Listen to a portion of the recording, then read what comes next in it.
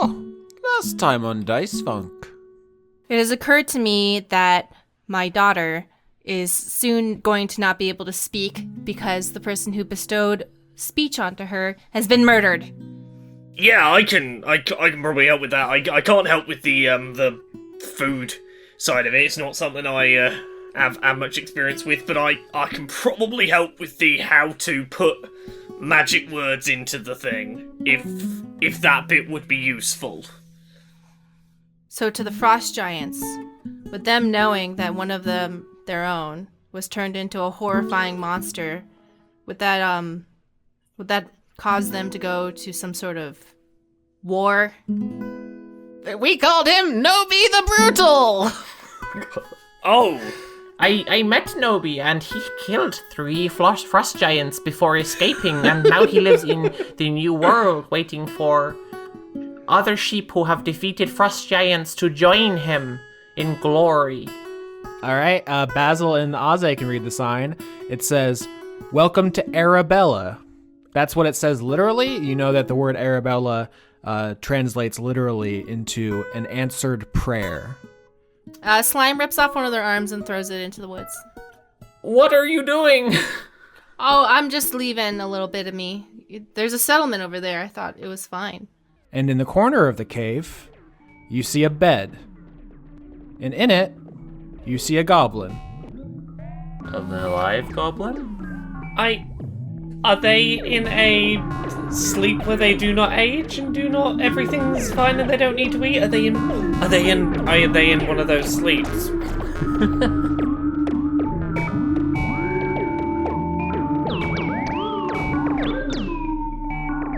We're so far in the future that this isn't a spoiler, but you ended an episode of Rolling with Rainbows recently with the very ominous cliffhanger that the letters UF were involved, and it caused me to crack up as a Floridian because that's the University of Florida, and I was just like, oh shit, they're inventing Gatorade 60 years early. What are they up to in the 20s? Do you want to know? Because it's far enough in the future that this won't matter to, like you said, it won't be a spoiler. Well, I've heard the recent episode's the Universal Friend, right? Oh, cool. Yeah. I was hyped about that. I don't know if people will look that up and find out or whatever, or...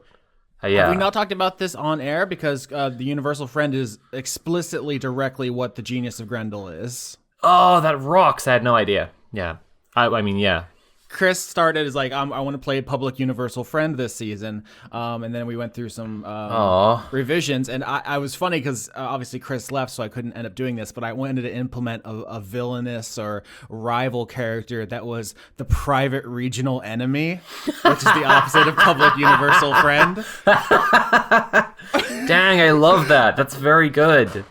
Oh, shit. Yeah, I mean, you could even go hard into the non-binary and have extremely binary public universal.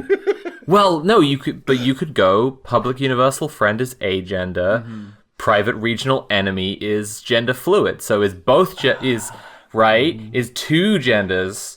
Yeah. Anyway, and hates women's rights. Yeah, there's a cool bit of history in the public universal friend where they probably did a murder. And it's just it's described in the best way where it's like this person, Sarah, who actually is an NPC I put into Rolling with Rainbows because of the connection there, came to them seeking counsel because she was with an abusive husband. And then the next sentence of the Wikipedia is just her husband died. And it was like, oh!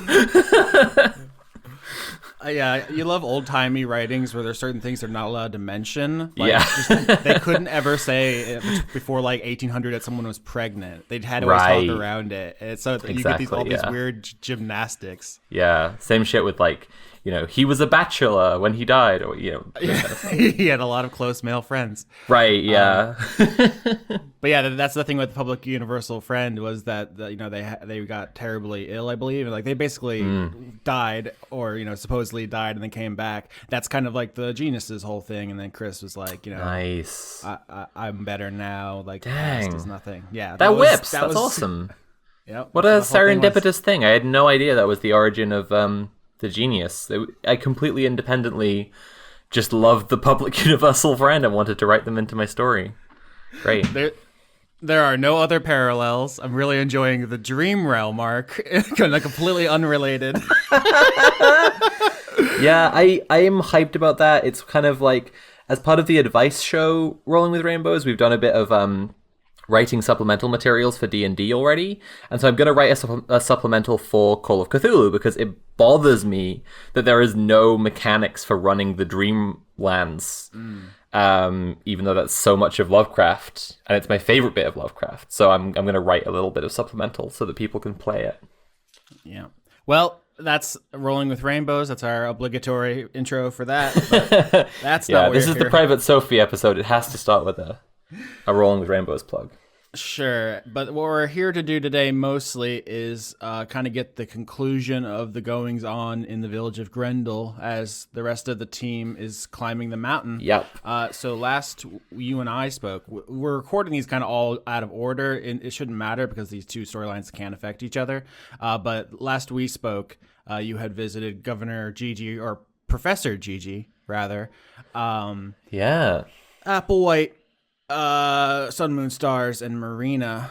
So of the 8 main villagers, 4 remain. So it seems pretty simple what we have to do here today.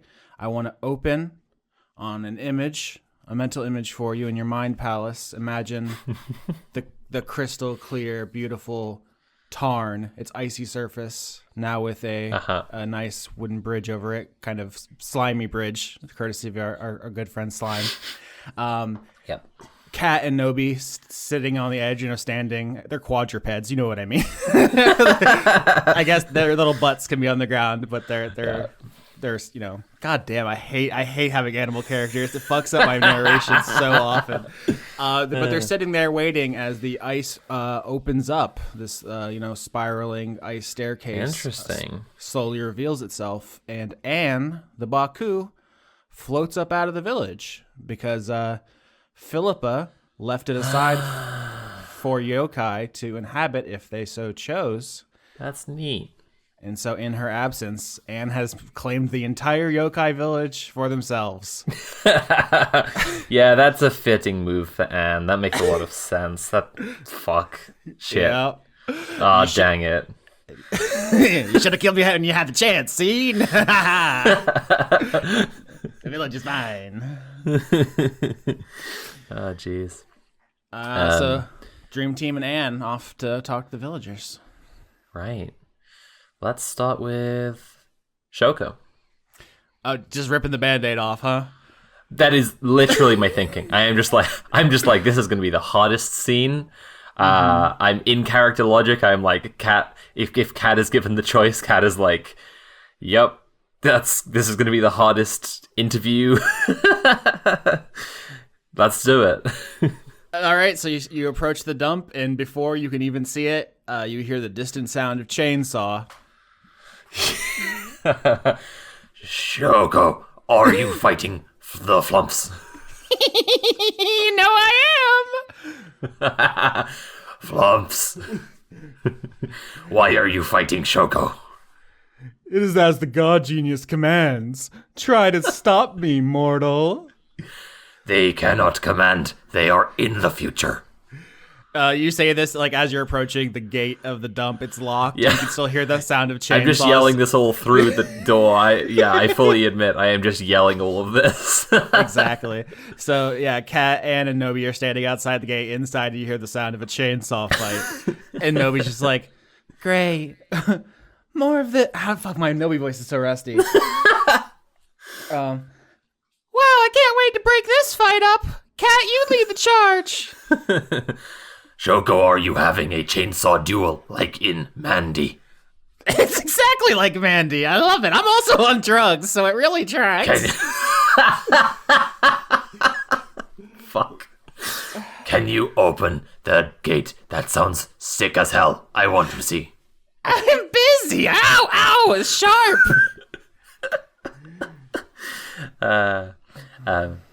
Anne, can you go over the gate and open it from the inside?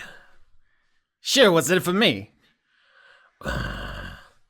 We get to see a cool chainsaw duel. Yeah, why don't you make a persuasion check on Anne? I'm gonna say it's a low DC. They do want to see a chainsaw duel, but also just Anne is still shitty. It's a process. Yeah. I get you. 18. Nailed it. Perfect. Yeah, I think if anything, Anne wants to impress you. You were Anne's first kiss, Kat, and you know how it is. I didn't mean for this to become. Hey, remember when we were teenagers and we just had bad brains? But that's, I guess, what this character is. Anne floats over the fence, unlocks it from the other side, and opens it. Baku can just fly. So. Yeah, that's what I was thinking. I think we had a similar thing with Philip. Oh no, Philip had turned into an ant to go under the gate, but similar enough. Philip is so cool. Yeah, she's kind of baller actually. Shame about the personality, but otherwise great. So, what's see? What am I seeing? I need that beautiful, real Charlie Kelly energy there. I'm just like, Austin, what see? Chainsaw show now eyes. Yes, exactly. I mean, do you see the sick duel? Shoko has the bladed glove, the one with like the needles on it, and also has the book that shoots fire and is like fighting both Kaboom and Kablam at the same time. Oh, I took a bad time to drink some water. Fucking hell. And they are shooting the slingshot and revving the chainsaw, and they're just having it out here. I'm going to pull up the wild magic table while you think about what you want to do. Incredible. I didn't know you were going to go here first. I really thought you were going to save this one to last. I truly am trying to rip the Band-Aid off. I am just like, and it's worked out that way. Shoko is a messy bitch. She loves it. Yeah, I can roll here if you want to think. I feel like that's the pressure I love on this show. Yeah, like what happens? Honestly, to some degree, I feel like the three of us come in but stay at the gate because we're spectating a very cool duel. Mm-hmm. I rolled a 62, which is the most redundant possible thing I could have rolled, which is for the next minute, you must shout when you speak, which is just what Shoko's character sheet says. Yeah, oh no, Shoko has to shout? Damn, that's wild. I guess it'll be funny for Kat and Noby, though. Just be like, no, Kat, let's let him kill each other. This isn't our problem. Noby, oh, why am I so loud? I don't like this. No, you sound fiercer. It's great. You're projecting power into the community. Leaping on the opportunity, Kat jumps, pounces, not into the fight, but, in the direction of Kaboom and Kablam, and does a powerful lion roar. Hell yeah. 14. Yeah, I love seeing intimidation. It was so rarely used on the show. I feel like I said that the 3 times it's happened in the show's history, just because I'm always so jazzed when it happens. And I'm gonna stick to the canon of last time Kat did a good intimidation as well. She goes, "Please go away. I need to talk to someone." Okay, with a 14, I'm gonna say 10 was the threshold for Kaboom and 15 was Kablam. So one of them backs down. I think having the loud screaming sword just gives that extra confidence one needs to stay. Yeah, in the fight. that's what everyone should have. That's why my policy is give every trans woman a chainsaw. That's it. It couldn't hurt. That's my platform. Vote for me for class president. Dang, I guess. All right, so it's still one of the men. I'm not gonna fight him right now. I'm gonna go, "Okay, Shoko, I made it easier." Yeah, thanks. Now I don't get all the glory of beating them in a 2-on-1 fight. Thanks. So do you surrender, and you don't want to have the fight right now? Are you supposed to be shouting? Let's shout. Oh, God. Damn it. I just don't like shouting very much. Maybe you can reschedule for when they both want to fight. I think Anne leans over to you and just says, is trying to whisper, but of course the wild magic means everyone's shouting, and just says, Not for nothing, Toots, but ain't we here to make people love us? I feel like they'd love us a lot more if there were less people with screaming swords running around trying to lop our limbs off. They yell tenderly in my ear. yeah.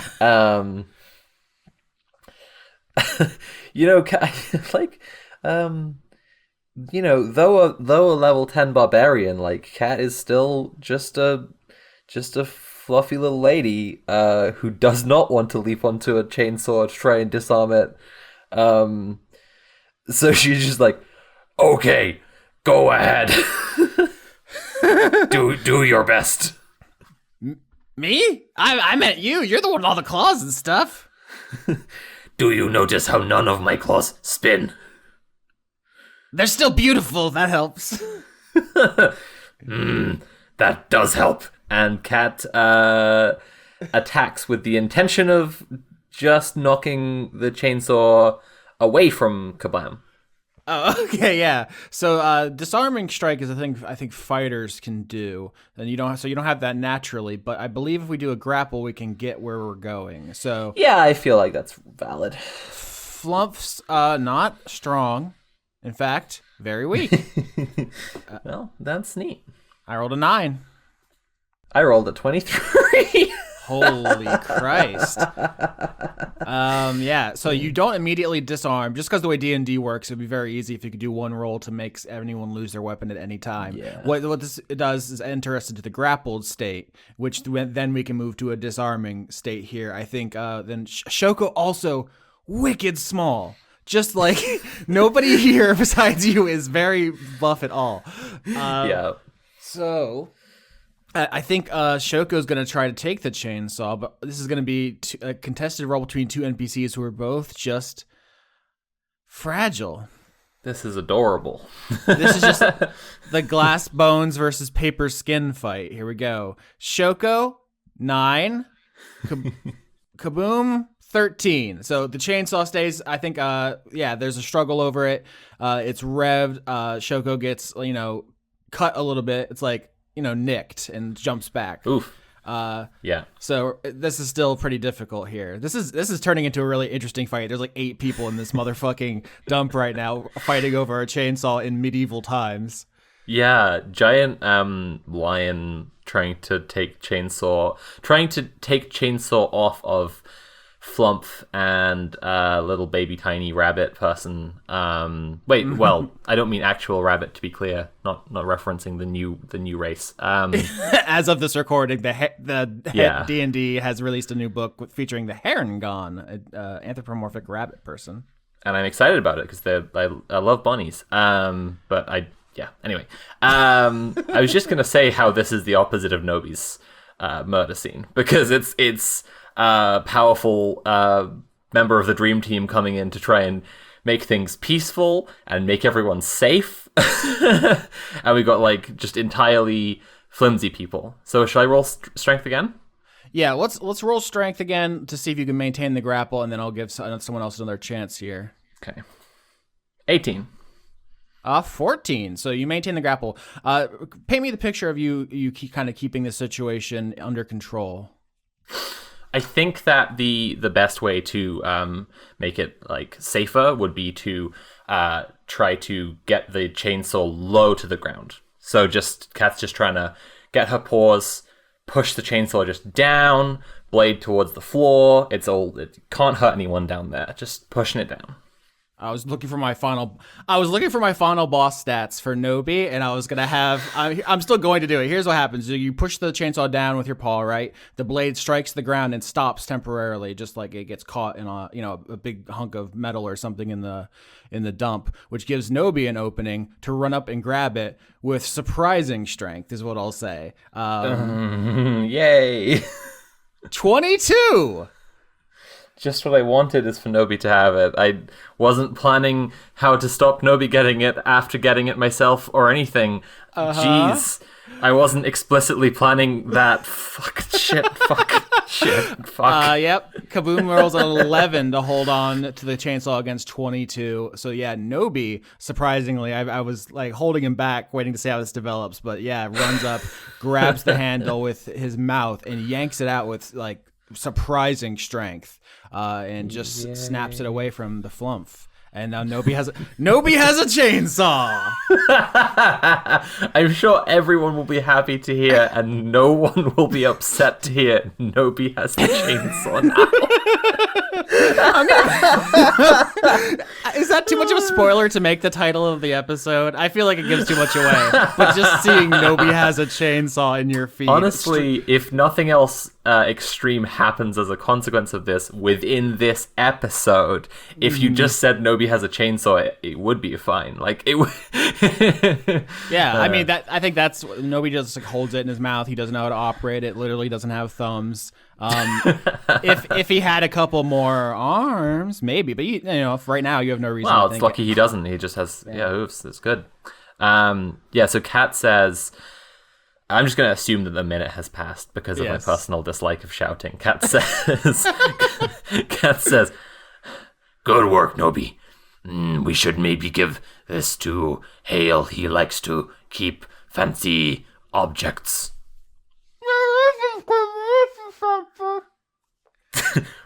I cannot understand you. Please put it down.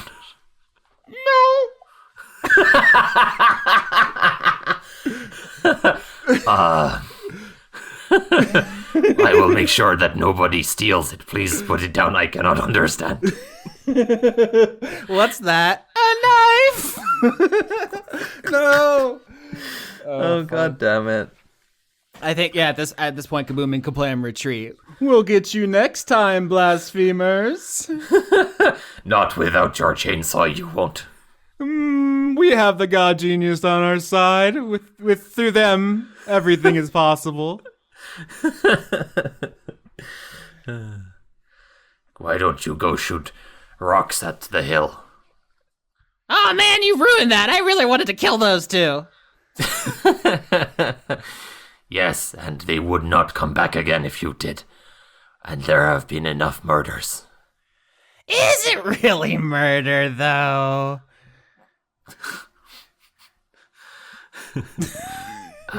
Shoko, how are you feeling about the triple homicide? It's a downer. Why are you coming in here with downers? I'm trying to have a blood sport.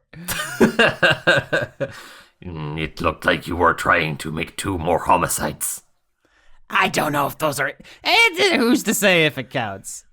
I have made good friends with Basil. I do not want to see people who are created from the genius's obelisk considered invalid. Yeah, well, if one of them's your friend and they're a person, I say it's fine. Extreme. Yes. Yeah. I heard from Philippa about Varys insiders outsiders rule. I do not like it.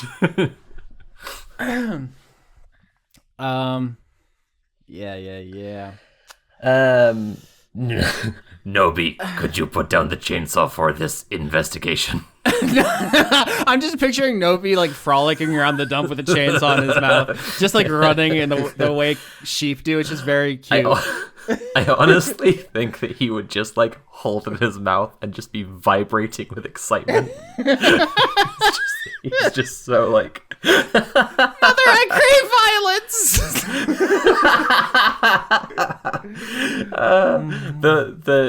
The one-on-one episode just ends up being you and me like doing Noby bits back and forth, just us just both doing Noby voice, just trying to do increasing one-liners about Noby and his chainsaw.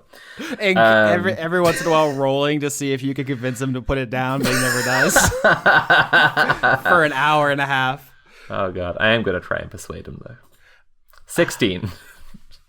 Okay, Noby will put it down, but he's not gonna let anyone else carry it. He wants to carry it.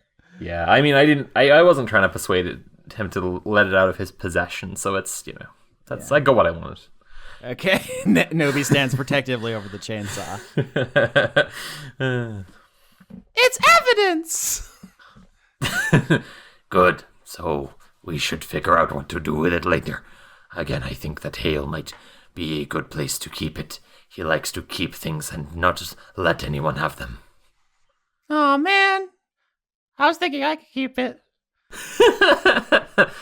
If you keep all of the evidence all of the time, it would get cumbersome. Maybe we could have like a locker system where we take money and drugs and things we take, and then we kind of keep track of where it goes. Yes, and we could sell the boring stuff and stuff we don't want and keep the cool stuff. And if we think someone did a crime, we could like seize their assets. Shoko's just watching this behind her goggles, just with fascination. Maybe for very extreme crimes, like if we find out that someone was the triple murderer. Oh, we already solved that one. You weren't paying attention. It's fine. What one? Who did it? Aze! They're taking him up there, and then they're gonna see that he's a liar, and then they're gonna leave him. I think they will bring him back down the mountain. If your mother left him up the mountain, then everyone would think she had helped him escape, and they would want to kill her. I think that's just called exile. That's a crime thing. I'm a sheep. I'm I don't know how many words I should know. Let's interview Shoko. Yeah, no, Shoko was loving it. That was like she was tuning into her soaps. She was just watching it. Excitement. But you ask her how she was, and she's been thinking about it, and she just says, "You know, you're the first people to visit me since the thing. Nobody brings me snacks." Yes, Neelith was the one making us our talking tongue sandwiches so that we could talk. I don't know how we are going to keep talking. Anne sniffs at Shoko, just like, just casually. I don't know, like Baku culture, it's not weird to just give someone a light sniff. It's rude to go in for a big huff, but just to do a little sniff. And Anne says, "I think a friend here wants more snacks, but also it's like a metaphor for missing Neelith, you know?"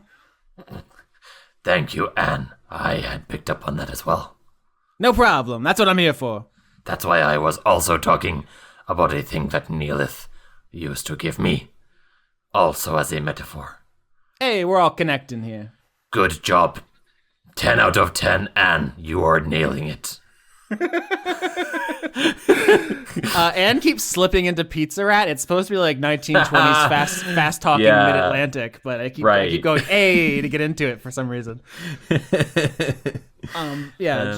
Shoko says, "Who's gonna bring me snacks? Who's gonna take over the wine and dine flare? Questions. I'm just gonna smash them all." Actually, Shoko, I don't know how everyone would feel about it, but I was considering learning from Neelith's recipes. My mother had a look in her recipe book, and I like the idea of feeding everyone. A family restaurant. The slime and the bug cat. It's gonna be cute. Slimed and dined flair. Slimed and dined flair. How did we not say this? How has that not been on air? What the fuck? What the? I'm genuinely it's like the end of Usual Suspects. It was there the whole time. What the fuck? Yeah, that's it. Maybe we will get the pizza rats to control the cooking somehow. Yeah, the health inspectors will love that. They could tug on my hair to tell me what they want me to cook. It is an original idea I just came up with. Yeah, there's no copyright law in the post-apocalypse. They can't stop you. Post-apocalypse or utopia. You make up your own mind. Makes you right. think. It really does. Okay. But yeah, that's kind of how the scene with Shoko comes to an end. Is when you ask her what she wants snacks, but it's sublimated, mourning for her friend, and so her answer is she wants food, but that means more. So, Okay, Noby, pick up your chainsaw, and we will go to see Potter. I mean, Noby practically vibrates with excitement as he picks up the chainsaw, and you all. I say, okay, Noby, and Noby picks up the chainsaw before I can say that part. Just full body wagging the tail. Jesus. Yeah, and you make your way over to the Dogberry to see Potter. I'm trying to think. We've described before in the Neelith downtime that Potter had set up a still. I believe that was down inside the actual Dogberry. If I'm wrong, it's been moved. So I couldn't remember if it was at the Wine and Dine Fair or here.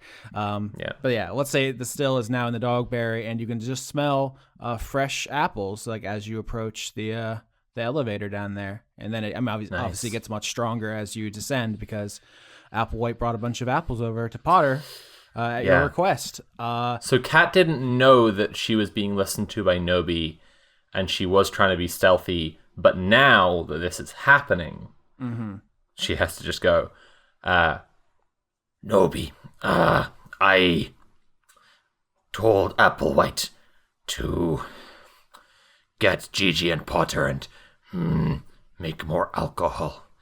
It is just a precaution in case Mold is doing something sinister. I don't want to leap to violence, but Mold's plan to give everyone what they want so everyone will love them is flawed, and they have been violent before when their plans have not worked. Noby says Noby has to put the chainsaw down in a booth in the Dogberry before responding.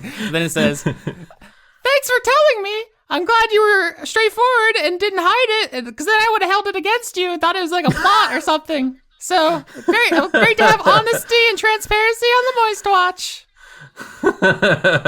Yay.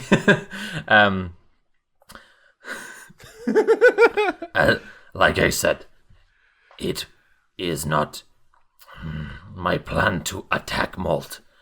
I just want to create contingencies. I think this is the way that sensible members of the Watch should act. Be prepared for contingencies.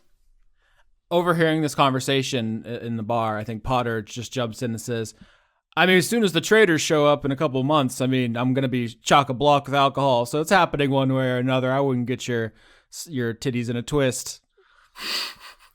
I do not have titties. But that would be cool to have titties. Sure. How are you, Potter? Potter like stops, thinks about it. It's like, sure, yeah, cool. Just like his little himbo brain had never really considered it before. After a moment, he's like, just trying to get this to work. I usually don't make fresh apple cider, but I think it's coming out pretty well. I think Kat says, one more moment, Potter. Noby, have you talked more to Mold about how he plans to give everyone what they want? Oh, I think Mold's gonna tell us the rest of it once we've, what's the word, vetted him? Turning to Anne, Kat says, Anne, do you know more? Listen, Toots, the smells in here are getting kind of awkward. I don't know if you can tell. A lot of people in here with a lot of different smells, and I'm not digging the vibe so much. So if you could talk to the big fuzzy man so we can get out of here. Typical. Typical. I'm running a campaign at the moment where it's all mysteries, so I relate. It's okay, I get it. I just got to do my due diligence. No, it's fine. I mean, you could roll persuasion. I'm just trying to think of how they would naturally act, which is try to deflect and move on. But Yeah. I might try and talk to them more in a bit. Potter, we don't know what is going to happen with Malt, but the watch appreciates that you are making cider, which might protect everyone. My pleasure, bruh. It's not every day the bartender gets to be useful in like a defensive capacity. Seems pretty cool. Very heroic of me. Defense against loneliness is very literally defensive when loneliness can turn people into scorpion monsters. That's the paradox alcohol, though, isn't it? Is it makes you feel better when you're lonely, but it just deepens your loneliness. I guess I shouldn't say that about my own product. Never mind, it's great. It solves all your problems. True, maybe you should switch to an edibles cafe or something. I just go by the whims of the market. Let me tell you, travelers, they want the booze. Well, the free market is perhaps sometimes antithetical to the needs of human people and I shouldn't say human. people and communities. Anyway, how are you doing since all of the murders, Potter? Potter, I was gonna make a joke about the invisible hand of the market is dwarfed by Potter's giant hands. Just the only thing more powerful than that hand is Potter's. Who has more yowie hands, the free market or Potter the bugbear? That really is the problem with the free market, is that it does have yowie hands. Yeah, that's yeah. But yeah, Potter wouldn't. How know many the people have reference. looked at the free market and thought, I can fix him? We don't even need characters to do this podcast. Right. How are you doing since all of the murders? Gotta be honest, bruh. It's real bummed. It's been, as we say in the business, bullshit. So. I have also found it to be bullshit. Is it bullshit or is it dog shit? Or is it, ape shit? God damn it. There's so many colloquialisms around feces. It's hard to keep track. I think that somebody went apeshit or batshit and murdered people, and that was bullshit or dog shit or horse shit, and now we feel shit. It's shit all the way down. True. I should ask, have you seen anything strange around town before the murders, just in case? I think Potter actually does. Like, no, very few people in the town would have any input on, the murders. No one else was there besides Noby and the victims. But Potter is in a unique social situation to maybe see things that others aren't, as the proprietor of the watering hole. I think Potter does say, like, if I had to point any one thing out, I'd say I think Professor Gigi is taking it particularly hard. He hasn't come around really at all. He fainted during the big fracas outside Oz's, and I don't think anyone checked on him. I feel bad for the dude. He lost his governorship, and kind of no one's done any, hung out with him since. It's a bad break. Yes, it has occurred to me already. We checked on him first because I thought he would be very level-headed and a good influence on my new friend Anne, but he is in a very bad place. As you bring attention to Anne, I think Anne just reflexively, just says "Hey, how you doing?" And some recognition passes over Potter's face, and he's like, "You little shit!" and jumps at Anne. Kat puts herself in between the two of them, and goes. Let's see how this goes. Potter, please, Anne is nice now. Don't harm Anne. With a 28 on intimidation. Holy fucking Jesus. 28 is incredible. Potter does not want any of that smoke. and backs off and is like, oh, okay, sorry, bro. I just, it was instincts, Saw red there for a minute, but if the Baku's cool with you, the Baku's cool with me. We're all cool with the Baku. It's all cool, Baku. And off the back of the intimidation, Kat shows all of her teeth to express happiness, and then says, Also, bruh is more gendered than you might assume, and you should consider using babe or sis or doll. These are all fine for female members of the town. Oh, I got babe privileges? Sick. I enjoy babe. This is what the pizzarettes call me. Hell yeah, babe. Thanks, bruh. I was just looking for the green light. You know how it is. and Kat says, We are going around and getting Anne to consensually sniff everyone, except Shoko, who Anne actually non-consensually sniffed, and we should have a talk later about this. You should maybe apologize to Shoko. It was a Potter, is surface it okay? sniff. It was like observing body language. It was, come on. yeah. It's true, she was very obvious about what was going on with her. Potter, would you mind if Anne would give you a sniff? No problem, babe. Anne, are you a babe or a bra?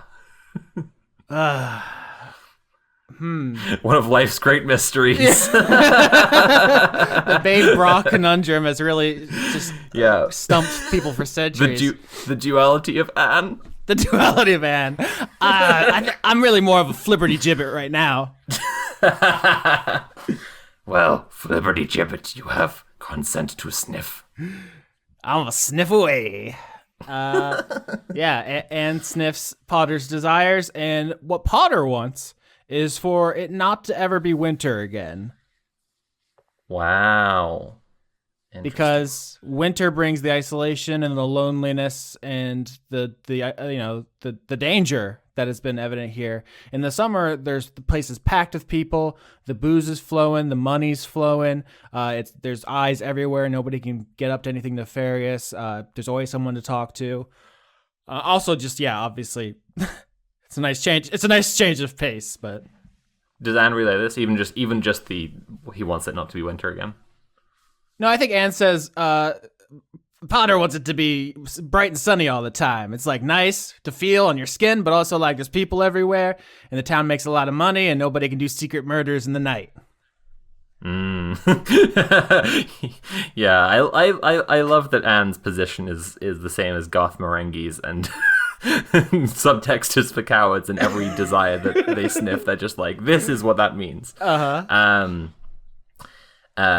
Kat says, see, now, I, Sophie, the player, obviously know about Malt and the Tulpas and everything, but I'm thinking that Kat, even not knowing, would say, because this is something I was thinking about saying earlier, Potter, the watch is supposed to go around the community and check on everyone, which is what we are doing now. However, it occurs to me that we still should be a community, and it would be good if people, besides just the watch, could check in on Gigi. It can be apparent to someone who is lonely and sad that the only people who are checking are the ones whose job it is. I got you, babe. Maybe tell him that the brewing is very complicated and you are too stupid. It's funny you bring it there, because the last thing I wanted to do in the Potter scene was to roll to see how much more alcohol we get. The way we did it before is there are thresholds at 5, 10, 15, and 20. Neelith got proficiency bonus for brewing proficiency. You do not have that. So I do not have that. A raw D20. Okay. 6. All right, that's just one, right? Faith alive, 6. So you get only one serving of alcohol on top of the one currently in Philippa's possession. Both of these rolls have been dog shit. Absolutely. Yeah, beautiful. I remember I remember last time we got alcohol, and now we have alcohol again. The fates really want this climax to be as down to the wire, nail biting as possible, and I'm here for it. That seems to be what's happening. All right, well, Kat stashes that in her mane. All right, 2 more villagers to visit today. Yeah, well, my question is about Venter and Hale. Is Hale still under Venter's care? And if not, where is Hale because the library burned down? Yeah, great question. Hale's house is still there. It's just you open the door and it's just a normal wooden cabin now. The library was a demi-plane. It was another dimension housed inside. But yeah, his house is still there. So, but is he under Venter's care? Do I just have to go to Venter to find out? Basically. I think word would have gotten to you that Hale is back at his house because the spell, the sleep version of imprisonment, does not have any long-term effects. So it would just be like waking up after a long nap. He is physically fine. Yeah. Just before heading off, I guess, Kat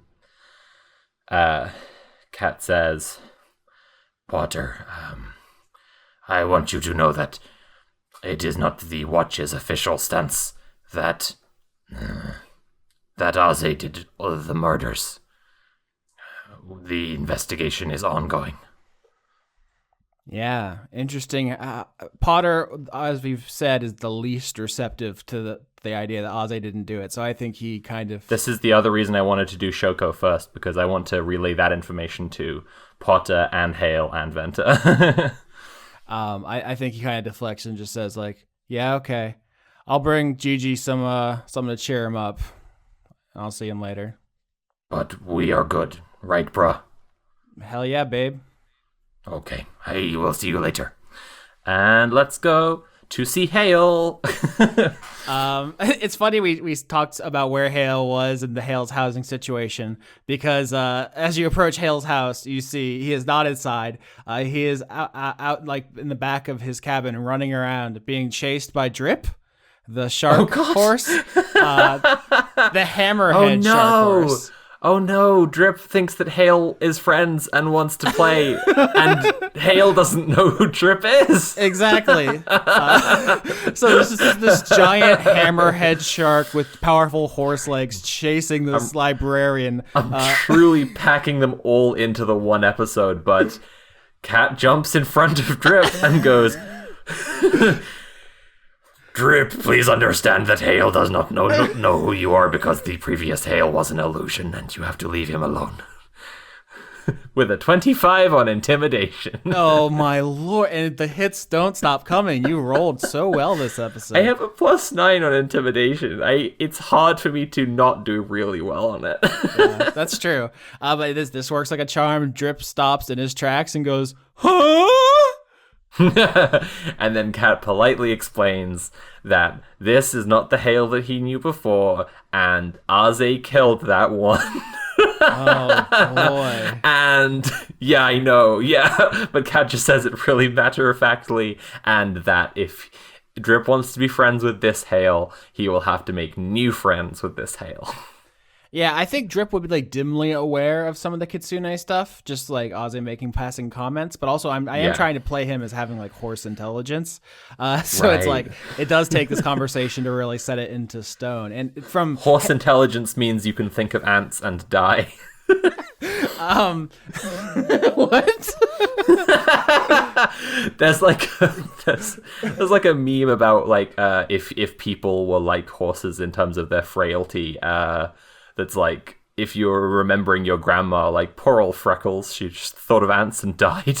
Oh, I mean, horses do have that thing where they break a leg and you have to shoot them. So, right. I guess horses are so fucking weird. Their entire lower extremities are fingers, not legs. Yeah, it's fucked up, and their hoofs are nails. Yeah, and my my girlfriend's dad, who is a bit terrible and a transphobe, and it really sucks. It's a very tense situation. But anyway, he is like his family is like Romany travelers, and so horses are a big part of their culture. But he really doesn't like horses because his parents were always getting horses, and he and his siblings would like look after them, but they were horses that were for selling. So they would just like look after these beautiful friends for like, you know, a couple of months at a time, and then have to say goodbye again and again and again. Just absolutely traumatic. And then one time their dad got them a horse that was for them, and he'd left it tied up on a fence that was next to a ditch. And sorry, I'm laughing, but this is so fucking grim. It's just like, this is the frailty of horses.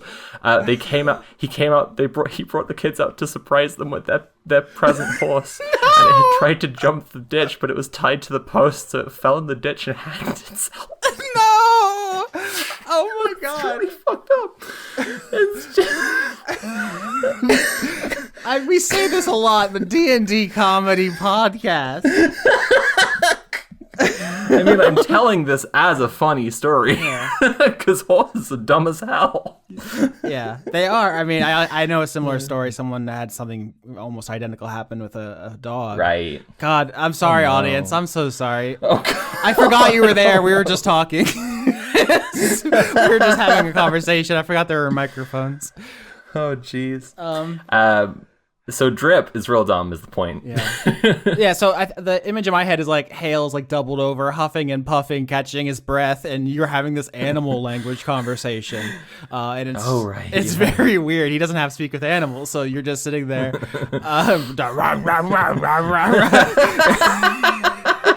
And Drip's front half is a shark, so it's rah rah rah and r. It's a lot. After a while, Hale just like catches the breath and says, "Whoa, what in tarnation?"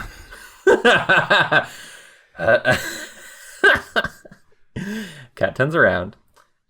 Cat turns around and shows Hale all of her big sharp teeth, which is how you express that you're happy, or in this context, probably friendly, and says, Drip was friends with the kitsune who was pretending to be you, because he did not know that it was a kitsune who had you hostage, and so he thought that you were him and wanted to come and play. Would you like to play? No, I'm good. Well, do we not have a stables? We just letting animals run around and harass the city folk? What the fuck? And Cat looks slowly between Drip and herself and Noby and Anne, and then back to Hale and goes, Yes. Nobody's like, you want to say that again to my face, motherfucker? Anyway, Hale, we have brought you a new special item because we know you like them so much and like to keep them very safe. We have this chainsaw. Yeah, Hale sees the chainsaw and like the Noby is put down and is like, oh hell yeah, that's mine. Where'd you get my fucking shit? Give me that back, you little bastard. Oh jeez. Wait, it was yours to begin with. Hell yeah. I traded this one. It was like 6 gold or something. It was a pretty penny. Cat didn't know. And Cat says, well, Noby, we have successfully solved a crime by accident, which is cool. Now you get to pay us, right? Noby, you know that's not how the watch works. Maybe Hale doesn't know. Hale, do you know that you don't have to pay the watch? Y'all couldn't make me pay you if you wanted to, so good luck. I have seen your breath. It's good. Anyway, we brought you this chainsaw to look after, but it turns out it's yours anyway. Could we bring you more things if they are dangerous and need looking after? Not only could you, I'd say it's probably your duty. What happened to this village? We gotta bring Voya back. This whole thing is untenable. Voya got very old and might be dead. We don't know. Whole village gone to hell in a handbasket. This is what happens when you let non-goblin folk run. I'm just saying. Everyone's thinking it. I'm just saying it. And Kat looks from Drip to herself to Noby to Anne and goes, I think maybe just you are thinking it, Hale. Goblins founded this village. It was perfectly. Hey, you know what? Whatever. That's fine. Bring me the rest of my stuff. I don't know if you know this, but there is bad news about the rest of your stuff. It burned up. Yeah, I heard about that, but the chainsaw's out here. I bet more of my stuff went missing. Took a little walk while I was napping. So it's your job. You need to get out there and you need to get it. I want my stuff back. That's the long and the short of it. Kat takes a long, sad sigh, and she says, Well, I suppose I have another one of your stuff. and she pulls out from her mane the paintbrush. No, Cat. I no. She's just very good is the thing, and she doesn't like to deceive or trick. I even threw in the goblin I know. supremacy stuff, trying to get you not I to. know. Oh, come on. But she just doesn't want to be mean, so she says, I have been making murals to represent. Yeah, that's nice. I don't care. Takes the paintbrush from you. I hope you enjoy it. Nope, it's going in a case. Hail.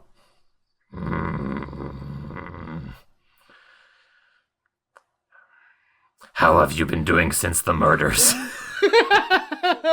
Just want my stuff. That's literally, I told you. Do your job. I just want my stuff. Why does this have to be a whole thing? Am I being detained? And please sniff Hail. Yeah, Anne just turns to you and goes, this guy wants the stuff. Come on, you can't smell it? Come on. I want you to do it so we can leave now. Yeah, yeah. Hale, what's his stuff? The suggestion box when you get back to the governor's office just has a big whole piece of loose leaf stuffed in there. It just says, I want my stuff. great. And before they go, Kat says, Hail, I think that you like Aze, unless that was just mistaken. Yeah, people come to the Mystic when they visit the village, and that's the first stop, and they get their star stuff read, and they get all their paperwork in order to go up the mountain. That's a great opportunity to haggle for magical items. So, you like Aze's opportunities financially that he presents to you? It's called networking, bud. Hail. I hope you have a nice rest of your winter. Let's go see Venta now, Noby. Noby pees on Hale shoes.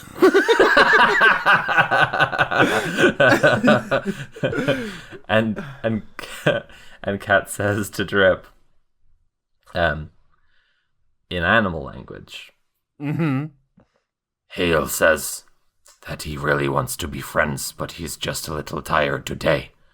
He wants to play a game where he runs very fast and you chase him with your teeth.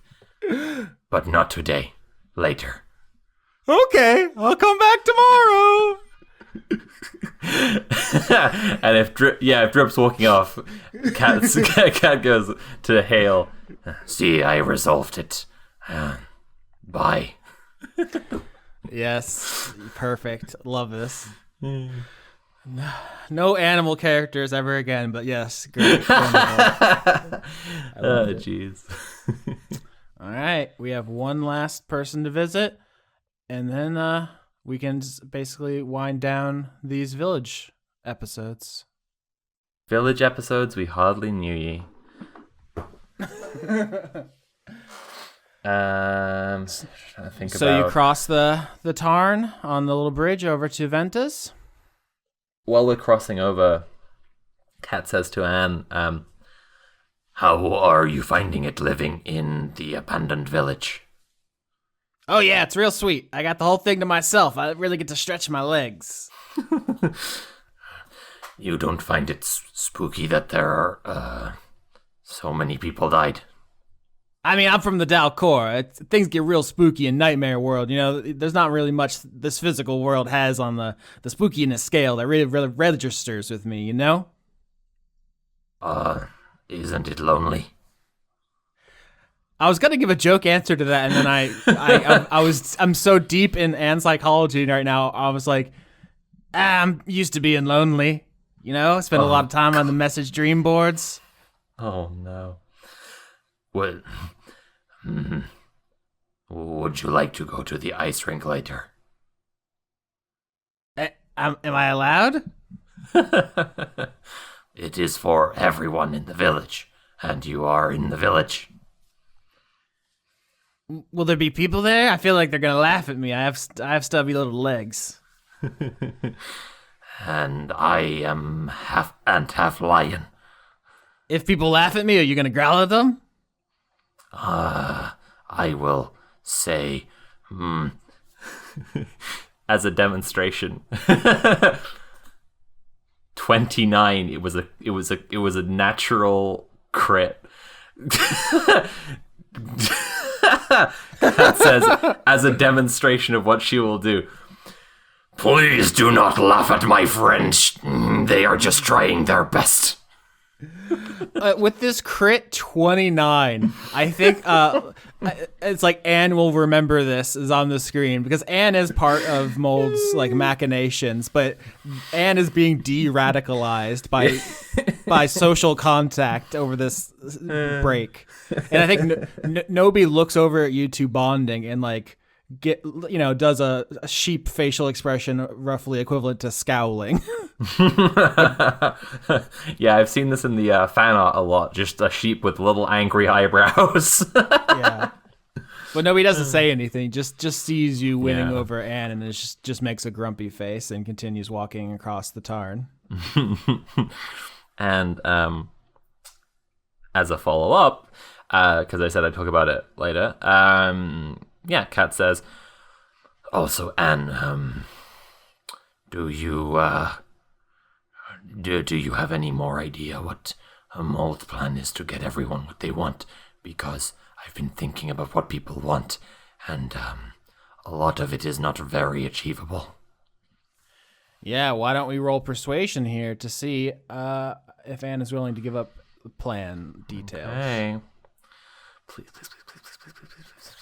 24. Sophie.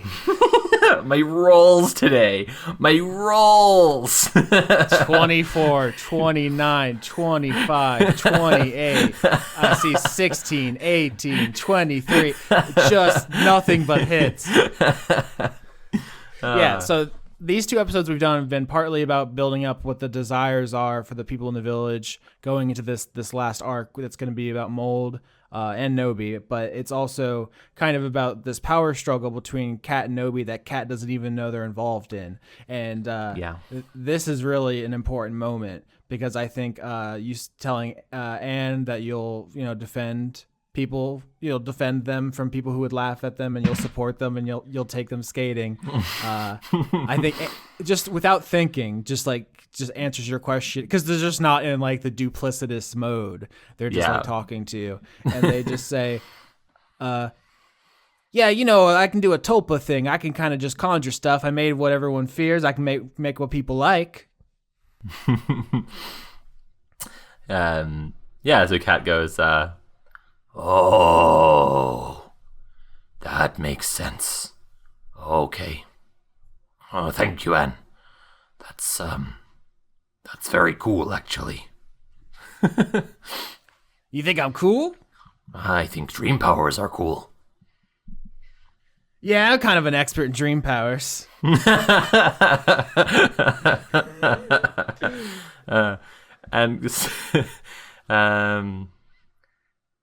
Kat says, yes, and in no time at all you will be an expert in ice skating too. Right, let's go. Interview my friend Venta.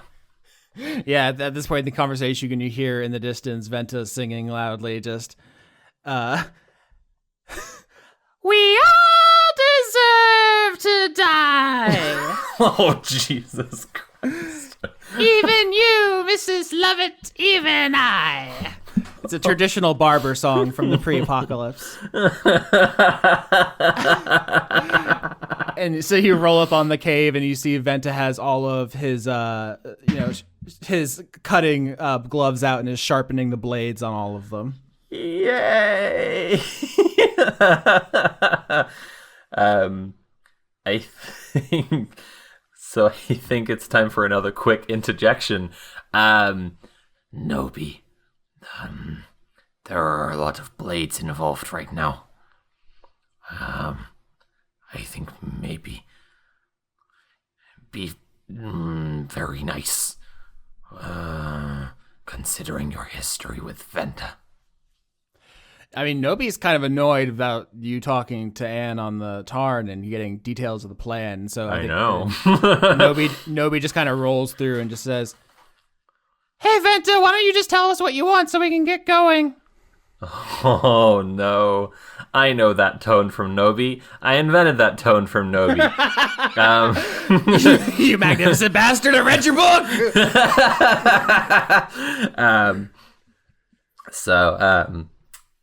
Cat says, Hey Venta, how are you doing since all of the murders? Bad. Ozzy's one of my best friends, and now he's probably dead on the mountain somewhere, or never coming back, so pretty bad. Yeah, he's probably his corpse is probably frozen already. Venta sharpens the blades harder somehow. yeah, Cat says, I should probably let you know up front then that it is not the Watch's official position that Aze did the murders, and also my mother and Noby's mother and Aze's son are all taking good care of him up the mountain. I am sure they haven't met any foot fetish centipedes or other threats. Well, I wasn't worried about that before, but now I am. it's reverse psychology. If the worst thing you're worried about is a foot fetish centipede, it's If it wasn't Aze, then who did it, though? There's really nobody else who has motive at all. Fuck. It is not, Like, she's still speaking to Venta, to be clear. it is not the Watch's official position that Aze did it. Do you suspect me? Because I had a cool crab guy? Well, the bodies were, as a technical term, chopped to bits. But we got rid of your crab guy. Yeah, I think Anne starts sniffing enthusiastically at the talk of crab guy. And Cat goes, And wait, Venta, do you consent to being sniffed? I haven't been asked that in a long time. Sometimes it just be like that. I was researching about this thing you called nutting. Did you find out if there is a Bozok equivalent? Not yet. Someday. You know my mother is a powerful wizard. Oh my god. She might be able to find a way. Oh no. Nutting, No. finds a way. God damn it. I knew it. I knew it was coming. somewhere on some material plane, the nut button sounds. Yes. It echoes through eternity. But yeah, Venta gives permission for Anne to do the Baku sniff, and I think what Anne says surprises you which is I think this guy misses his big crab guy. Yeah. It doesn't surprise me It that made much me feel called cool. it. Yeah, because he called it cool, exactly. I'm just trying to decide if that surprises Kat. You know there is a healthy way for you to have a quarry if you want it. It is called a kalashtar, and you bond with the quarry and learn to control your emotions. Yeah, but apparently it's really hard, and I would have needed Ruth's help. But then, Ruth's gone.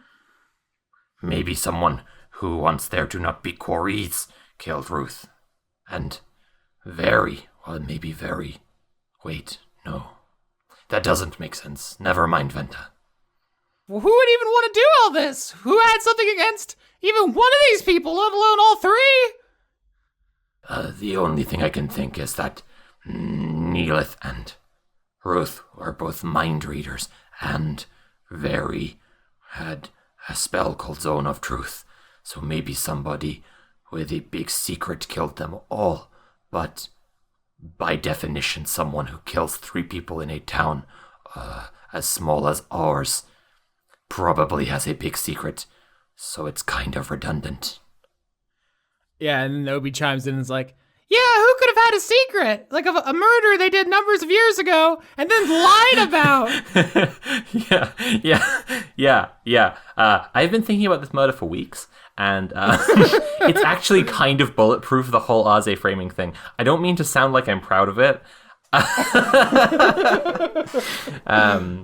But it is bulletproof. Anyway, Kat says again, like, it is not the Watch's official position that Aze did it. All right, that's great. But yeah, Venta is stumped by this, and if you can't give him any answers, he has given you his desire, which is to have a quarry again. It just felt really cool. It's badass. yeah, It's a lot, but it's a hell of a twist that Venta's one desire was not to nuts. that would be quite a tulpa. I just gotta say. I don't know if we want to go down that road. I'm just thinking if there's anything else Venta related. Kat truly trying to, like, bear in mind that Kat made the mural around the ice rink of everyone in town holding hands and put Noby holding hands with both Aze and Venta to try and smooth things over. And Kat goes, Venta, would you be interested in giving my friend Noby a cool hairstyle? Noby, Venta did my cool hair. Interesting. Yeah. So before Venta refused to fix Noby's burned floof, we kind of bury the hatchet here. Do you have an idea for a floof look that a kind of final makeover for the last arc? You know how like the Gundam always gets a final upgrade. Yeah. He's got so many forms. I feel like just a racing stripe. I was thinking about like what could be, because like dyeing the wool could be a thing. It would be a hell of a thing if Noby was just like, Yeah, I've gotten sick of people always can't see me because of the snow and my white wool. I was thinking about maybe changing to stand out more. Maybe black. They say it never goes out of style. Yeah, I mean, obviously you're thinking about the black quarry transformation version. Does that mean when Noby summons his quarry, it's you get a different floof? no one can see it coming. Oh, okay, so it's a stealth move. Yeah, he's just like, black sheep. Let's do it. It's either that or it's green and purple, and we just embrace the Joker.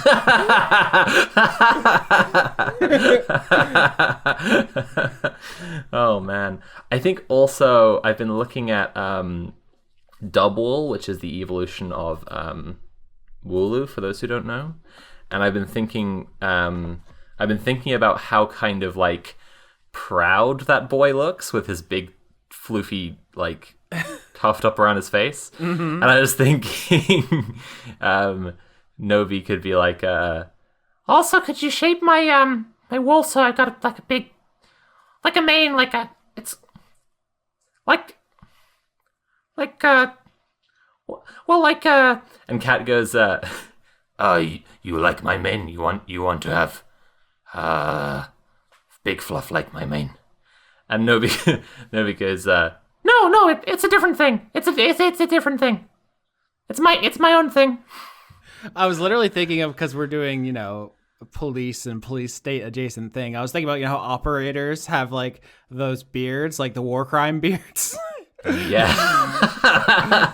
I love how everything about police is just like the fucking least subtle thing. Like plainclothes police officers just dress like cops. It's just like a... Sorry, anyway.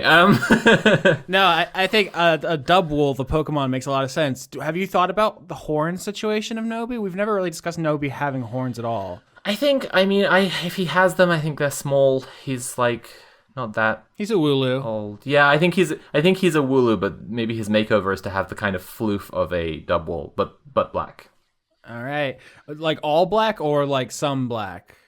Maybe it's like inverted dub wool. So where there are black patches on dub wool, instead he has little white patches. Yeah. Okay. Nobody's getting a cool makeover, and I think that's where we leave him. Cool. Is just getting his fit right. That's Love sick. it.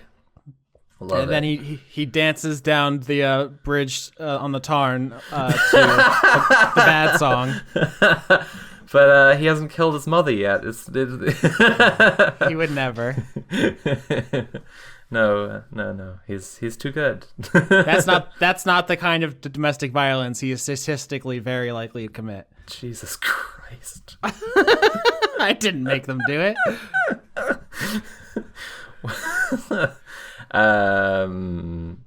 Anyway. So yeah, you know what, Cat, like when they're leaving, Cat's like, How do you feel, Noby? I felt elated when I had a makeover. Dangerous. Yes, it is a powerful look you have chosen. Oh, also, should we give Anne a makeover? Because I posted oh my God. in the Discord what Baku look like in the video game Yokai Watch, and then what they can turn into, which is like a much fancier Baku. I love that a lot. I love that so much because everyone's been like, because when we did the drug kiss, we were talking about like ego death and transition. And then the before and after is just like plain Baku, and then like, ooh, fancy, pretty Baku. It's like, Yeah, in Yokai Watch they're called Bakulia, which is like Baku Julia. I should have named this character Julia. But yeah, it's just like, what if a Baku had on what are those things called? Not a shawl, but like like a not a scarf. What is that thing called? You like hold it around you anyway. And wear like a necklace and has a little boa. fan. A boa. Yes, a boa. And like a little tiara. It's just it's just like, what if a Baku got their divorced energy fully focused on becoming hot? Yeah, I mean, since we're there, like, absolutely, right? Absolutely. We might as well. The Moist Watch is going to get back, and everyone in the village is going to be fucking smoking hot. What happened? The Moist Watch get back, and they were all like horribly beaten up from fighting foot fetish centipedes, and they're just even more beat down than when they left, having seen their friend's dead body, and they arrive back, and Cat's just like, it's hot girl winter. Oh my God, we've become sexier than you could have ever imagined. How was your day? The duality of Anne. Yeah, I support this fan, yeah. All right. The last thing on the agenda is to check in on Mold and decide, have they been vetted? Is Mold free to go? Is Mold being detained? I'm sorry, I thought this was America. Well, Well, it all hinges on the conversation. So Cat goes to talk to Mold and before Cat goes to talk to Mold, Cat says to Noby, I don't know if you heard earlier, but Anne said that they are going to use Tulpa magic to give everyone what they want. That is Mold's plan, to give everyone what they want. Yeah, sure. But also I have an army of good neighbors, so like, if it goes wrong, I can just beat their heads in, it's fine. But the good neighbors are Mold, so if it goes wrong, Noby, whose heads do you mean? Mold gave me the good neighbors. They're mine now, so I can command them. Noby, they are Mold. They are literally Mold. I do not think you can command them to kill Mold. Roll persuasion on Noby because Noby has the brain of a sheep. And literally did not think this there. A sheep, and let's just remember here. Also, a pig. 23. Oh my god. Yeah. These rolls! Fucking Christ. Yeah, Noby goes, oh, yeah, I guess. I just assumed they would listen to me because I'm strong and I'm in charge and stuff. What's your plan? Right now, my plan is to talk to Mold, and if they do not see an issue with their plan, then I will not tell them they are vetted yet, because they are not vetted yet. Yeah, so I want to say that, like, obviously Noby wants the good neighbors because that's having 5 giant robots at your beck and call is just... Of course. It's just, yeah, it's like militarizing the police, obviously. We're just saying subtext out loud this week. But obviously Noby doesn't want to be in a position where they can be turned against him. So he's not, like, trusting Mold unquestioningly. So there's definitely... there's a room to, get a wedge in here. Let's play this out. You approach Mold. Mold is lying motionless in the center of the town, just snow building up on top of him. He just like slime mold by its nature is perfectly fine, not moving much at all for long periods of time. He's being extremely compliant. I said this in the cast Discord, but I realized that a real world slime mold grew outside my window when I was like 5 or 6 years old. It's the slime mold that's called dog vomit slime mold, which is a great name. But of the species that there are, it's the yellow one. So I'm like, that's slime. I met slime when I was a wee one. That is explicitly slime. Yeah, there was a lot of talk in the early season, like, what color is slime? Slime. And Mario's very clear. It's dog vomit yellow. That's who it is. Yeah, She's it was been really watching weird. over you. Like, if you don't know my early memories, mother. Like, if you have no idea what it is, like, and also, like, my family, my parents didn't, like, had never seen a slime mold before, so, like, when I pointed it out, we were all just like, what the fuck is it? Like, did someone, like, squeeze out a tube of Builder's, like, filler foam and leave it here? Like, this is such a strange thing. We just had no idea. Anyway, so Kat says... Hello, Mold. How are you doing? I have not accomplished anything since last we spoke. Does the passage of time bother you? Not at all. Then, I suppose that was a neutral statement.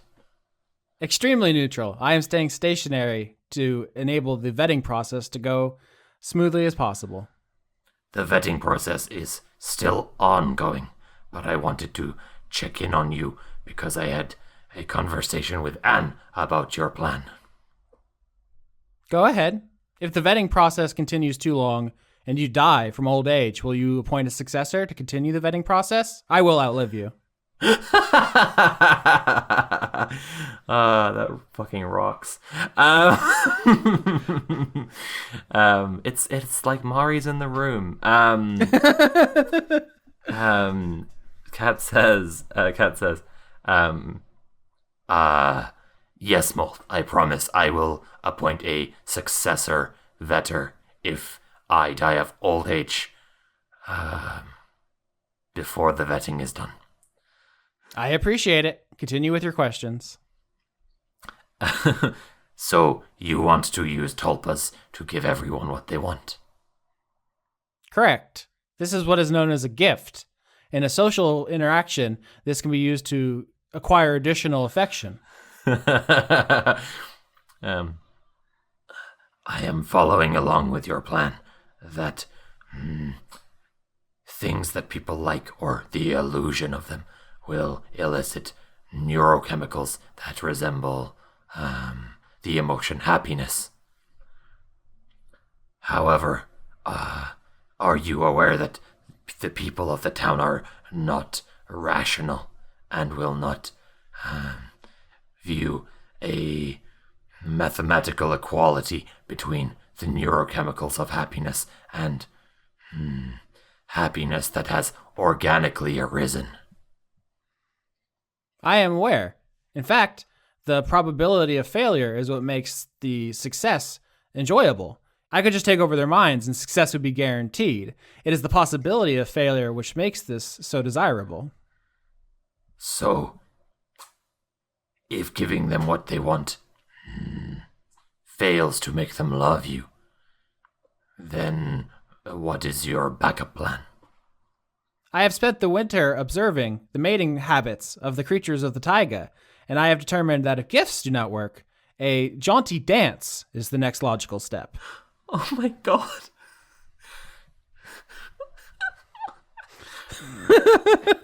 Literally, Mole just sitting out in the forest, looking at birds, doing their little mating dances, giving each other twigs and stuff, and just being like, that makes sense. No, that tracks. Oh god.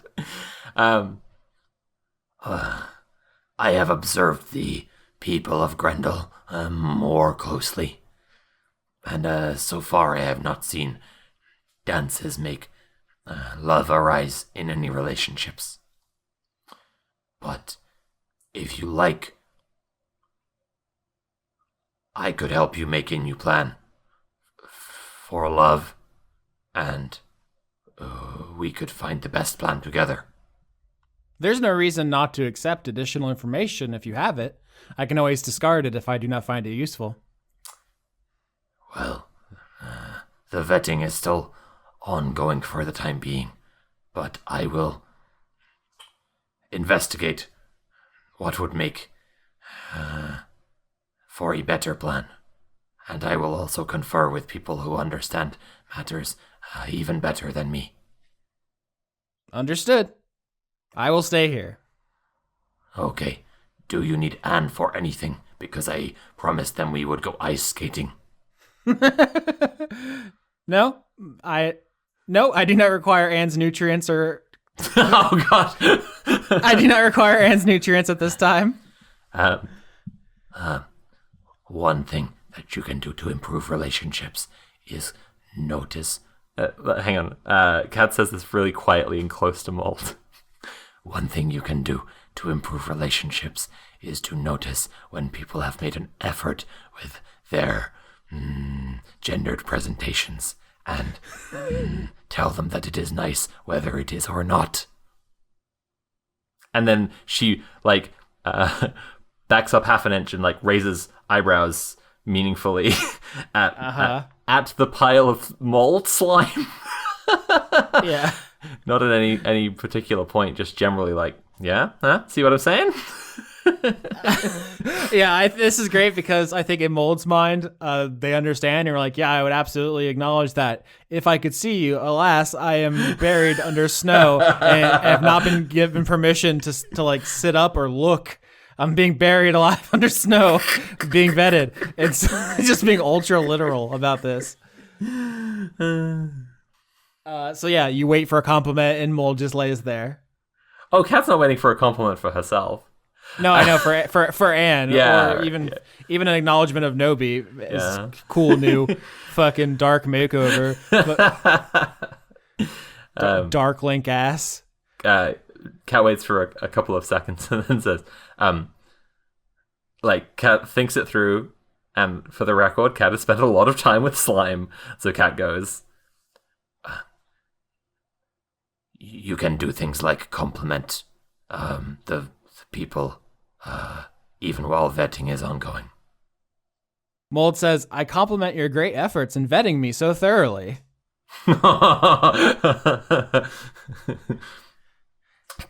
Cat says, I appreciate that, but for the record, it will not sway the vetting process.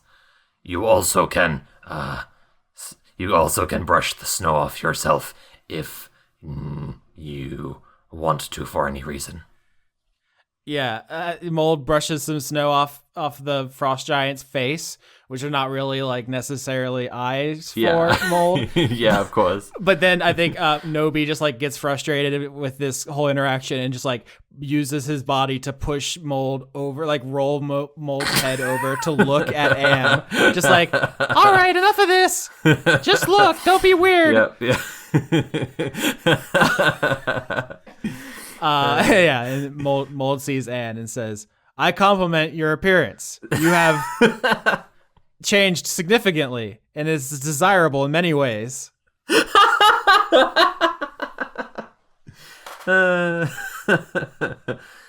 And Jesus Christ, what's the lion equivalent for thumbs up? Cat just looks at Mold's frost giant face and does like an encouraging nod. Wonderful. Cat says, we are going to go ice skating, but if you see other villagers, remember that they like compliments, and this will also help. Understood. Compliment people I can see and look at people if I want to. These are both allowed during vetting, yes. A rational system. I am glad you think so. And let's go ice skating. All right, roll athletics to go ice skating. Oh, crikey. Please be, this be your one botch. If this is my one garbage roll, I'll say for the record I have a +8. So if this was a botch, this is extraordinary. 12. There you go. Yeah, there you go. Certainly could be better or worse. 12 above average is perfectly good, and enough to get Anne steady on some skates and show them how it's done. You're not putting on like a clinic. You're not winning any medals. But for someone who's never done this before, perfectly impressive. And do you want to paint me a little picture of this? Because something does happen while this is going on. But before we get there, how does that look? Well, I mean, if we acknowledge that this is, some degree of date, it's one of those situations where, it could be a friend thing or it could be a date thing. Just depends what the chemistry is, and that's why the athletics roll isn't just at the quality of the ice skating. It's also on a scale between I, Tonya and Yuri on Ice. And so with the 12, I think that they have a lot of fun and enjoy the ice skating and the awkwardness of slipping around and the very rewarding feeling of progressing at a skill that is difficult to learn over the period of half an hour to an hour and a half, however long they go ice skating for. I think Kat repeatedly tries to give very encouraging remarks, just like, you are doing great. This is very hard. People have a lot of trouble. Except Venta, who, don't worry, Venta is like all feet. It's his whole thing. So, don't compare yourself to Venta. Yeah, I read about this on the dream boards. They call them Chads. All women only want those all leg guys. How am I supposed to live up to that? And Kat says, I do not find Venta desirable at all. He serves a useful function in the community, but his personality could do with some work. It's just science. They want the legs. It's evolutionary psychology.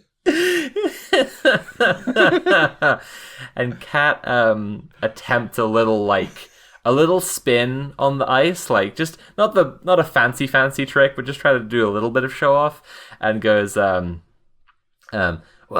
I have 6 legs. Do you think they are desirable? I mean, I've always thought of myself as kind of above stuff like that. I'm I'm trying to save up my essence, trying to really get my powers all the way up to like a level you couldn't comprehend. While you were partying, I've been studying the blade. God fucking damn. I have never partied, except with you. Aww. It's just factually true. That's the truth. Do you want to study the blade together? Sure, we can pick a date and time for that sometime soon. This show is going to be incomprehensible in like 100 years. It's going to need annotations like a Shakespeare play. It'd be like, this is a reference to a meme about a person who never got laid. Jesus. But yeah, while you're having this interaction, you're trying to help Anne unlearn some of the things they learned in their isolation. You hear a voice call out to you. It's a very familiar one you heard earlier today, and that voice says, "Hey, babe." And Kat spins around to face Potter and says, "Hello, Potter. What's up, bruh?" You see Potter walking towards you with Professor Gigi, and they're kind of shuffling through the snow. Hooray. They probably have like a bottle or so each. Like there's not enough alcohol vis-a-vis the still, but probably some like other things that were in the bar that are potable. Not been in enough bars to really improv this effectively. I don't know what else is in there. Sprite? Is that what's in there? Help me, Sophie. Sure, there's some Sprite, yeah. You can find Sprite in a bar, usually, yeah. Okay. I think I told this story before about one of my college friends was a Muslim and was not supposed to drink, but drank all the time, and I did not. And it was very funny us hanging out, just being like, we were in some kind of fucking body swap comedy or something.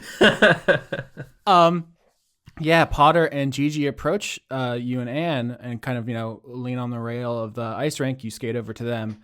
And Potter says, I got some bad news.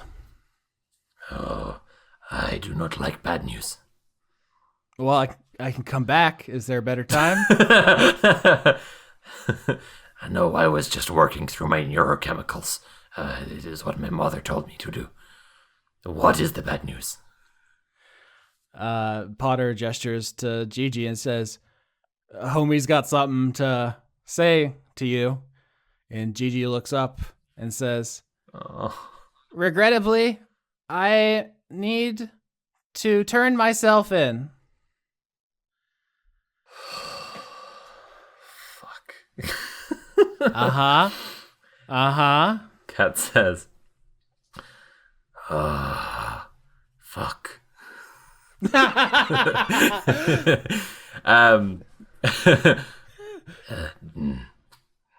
Gigi, do you have a quarry?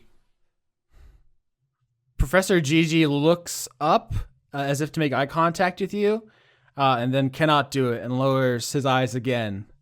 And instead you see in the snow behind him, his shadow begin to swirl in a cyclical storm shape, almost like a small tornado. Do you have a plan for what your self-surrender looks like? I am a danger to the village. You must take me to the gender-neutral confinement area. We will take you to the gender-neutral confinement area. But I think my friend Anne is going to have to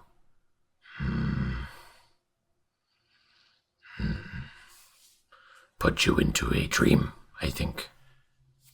I think Anne kind of floats up to cast the spell Sleep on Gigi, at which point the slowly churning shadow behind the professor kind of peels up off the snow and floats up behind him as a separate entity. And you see this quarry begin to take more definite shape.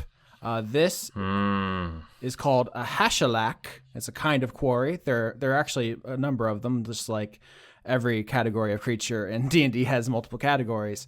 Yeah. The snake lobster we've spent so much time talking about is one kind. This is another kind. It is made up of what seems like millions of blue fibers, which are interwoven in a kind of tube shape with parts of it like almost like little hands coming off of its body, and then it has a glowing blue what we call it like a core where like the head would be. But it's mostly like imagine a swirling. What I'm looking at here most visually evokes when all the Sentinels pour into Zion in the third film, and they just form one mass together. That's kind of what it looks like. Yeah. Yeah, I'm saying it's like churning like a slow moving whirlpool of these blue glowing strings, and there's like a dozen little arms with little hands on it. But it doesn't have an obvious face or eyes or mouth or anything. And it doesn't have any obvious weapons. Like the kind of quarry we've been talking about all season has these huge crushing pincers. This one does not. But it has reacted to Anne stepping forward is what I'll say.